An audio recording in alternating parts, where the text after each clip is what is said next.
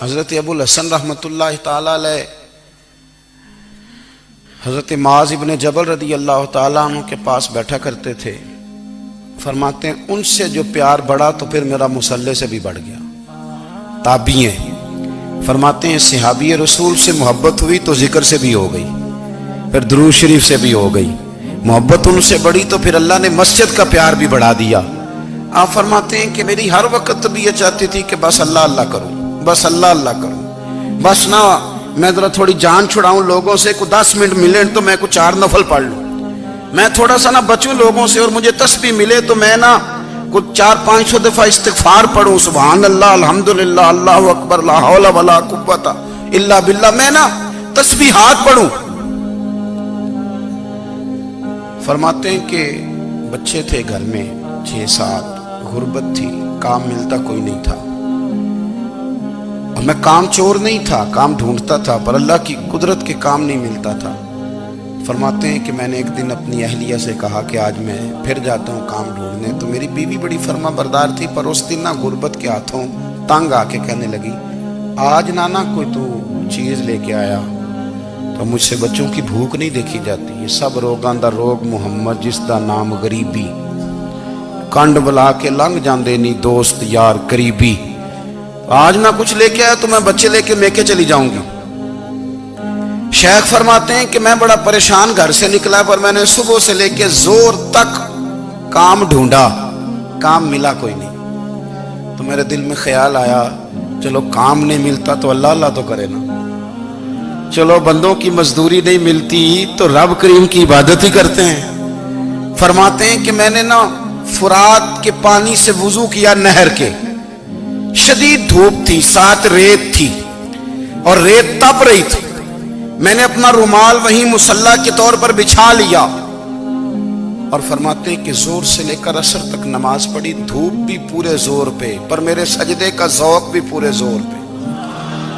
فرماتے ہیں سورج بھی چمک رہا ہے اور رب کی عبادت کا ذوق بھی پورے زور پہ. میں سجدہ کروں تو پھر میرا اٹھانے کو جی نہ چاہے. میرے استاد لکھا کرتے تھے, یہ ان کا شعر ہے, وہ کہا کرتے تھے مجھے سوز دے, مجھے ساز دے, اور مجھے نیم شب کا نیاز دے, دم سجدہ خود کو میں توڑ دوں, مجھے ایسا ذوق نماز دے. اور میں تیری بہار کا پھول ہوں, میں کھلا بھی ہوں تو تیرے لیے, مجھے میری شاخ سے توڑ لے, مجھے اپنی زلف کا ناز دے. بھائی فرماتے ہیں کہ عصر تک میں نے نفل پڑھے, دل ڈھلنے لگا, عصر کی نماز پڑھی اور میں وہاں سے چلا.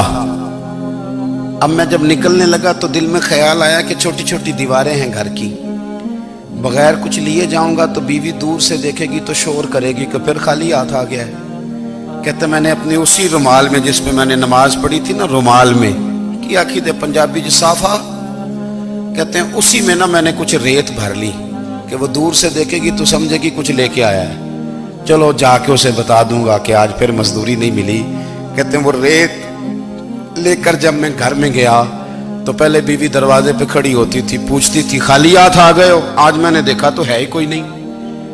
فرماتے ہیں میں اندر داخل ہوا, سلام لیے, کونے میں میں نے وہ رومال رکھ دیا اور میں نے آواز دی کہ بھلی مانس کہاں ہو؟ تو وہ کہنے لگی آپ منہ ہاتھ دھو لیں, میں روٹی لے کے آئی. میں نے کہا روٹی کہاں سے آ گئی, یہاں تو کئی دنوں کے فاقے, تو کئی دنوں کی غربت ہے, یہاں تو اس گھر میں تو فقیری ہے. فرماتے ہیں کہ وہ روٹی لے کے آئی اور اس وقت کی جو موجودہ نعمتیں تھیں, سمجھ لیں سلاد اچار ہر چیز ساتھ لائی.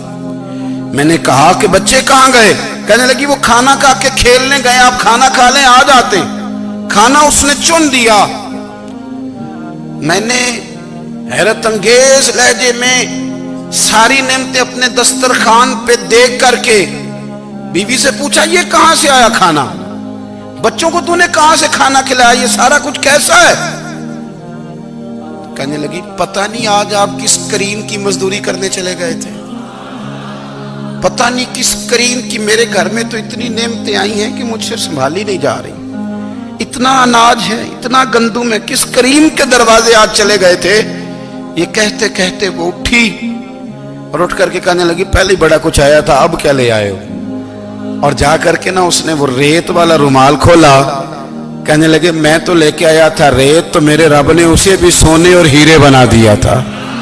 جب آپ کی توجہ اللہ کی جانب، میرے نبی پاک صلی اللہ تعالی علیہ وسلم نے فرمایا ہر چیز اپنے رب سے مانگ، ہر چیز مانگ، ہر چیز مانگ۔ یا رسول اللہ کیا کچھ؟ میرے محبوب نے فرمایا تیرے گھر میں نمک بھی ختم ہو جائے تو وہ بھی اپنے رب سے مانگا کر، تو مانگنا وہ تجھے دے گا، تو اس کی بارگاہ میں کشکول طلب دراز تو کرنا۔ اور ترمذی شریف میں عجیب لفظ ہے، رسول کائنات نے فرمایا، رب کریم فرماتا ہے جب میرا بندہ ہاتھ اٹھاتا ہے نا تو مجھے حیا آتی ہے کہ میں خالی کیسے لوٹا دوں اس کے۔ اتنے بڑے بادشاہ کی بارگاہ میں، او بھائی لوگوں سے عزتیں تلاش کرتے ہو تو وہ کیا تمہیں عزت دیں گے؟ وہ تو کل اچھا کہتے ہیں پرسوں برا کہنے لگ جاتے ہیں۔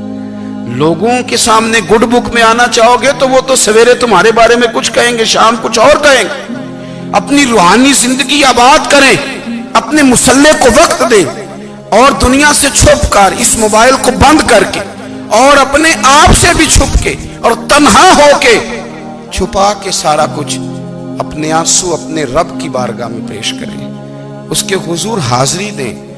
سنو نا ترمذی کی حدیث، اور اسے یاد رکھنا، نبی پاک علیہ السلام نے فرمایا اپنے دکھ لوگوں کے سامنے نہ بیان کرنا، سیٹھوں نوابوں کو نہ بتاتے پھرنا، دنیا داروں کے سامنے جا کے نہ رونا کہ میں تکلیف میں ہوں۔ فرمایا اگر دنیا داروں کو دکھ بتاؤ گے رب تمہیں کبھی غنی نہیں کرے گا۔ اور لوگ ہیں کہ الٹا مذاق اڑائیں گے، آپ کی جس سے بڑی پکی یاری ہے نا، پکی، وہ تب تک پکی ہے جب تک آپ نے 50,000 مانگا نہیں، اور جس وقت آپ نے کہہ دیا کہ میں مجبور ہوں میری مدد کر تو پھر ختم ہو گئی دوستی۔ لوگوں کی تعلقات آپ کے ساتھ تب تک ہیں جب تک آپ ان سے کوئی ضرورت وابستہ نہیں کرتے۔ کریم محبوب فرمانے لگے بندوں کے سامنے دکھ نہ بیان کرنا، اللہ تجھے کبھی غنی نہیں کرے گا۔ تو اپنے دکھ اپنے رب کو بتا، تو دعائیں مانگ، تو اس کی بارگاہ میں حاضر ہو، تو اس کے حضور عرض کر۔ فرمایا اپنے دکھ اپنے رب کو بتا، وہ جلدی کرے یا دیر سے کرے تجھے ساری دنیا سے بے نیاز کر دے گا، تجھے کسی کا محتاج نہیں رہنے دے۔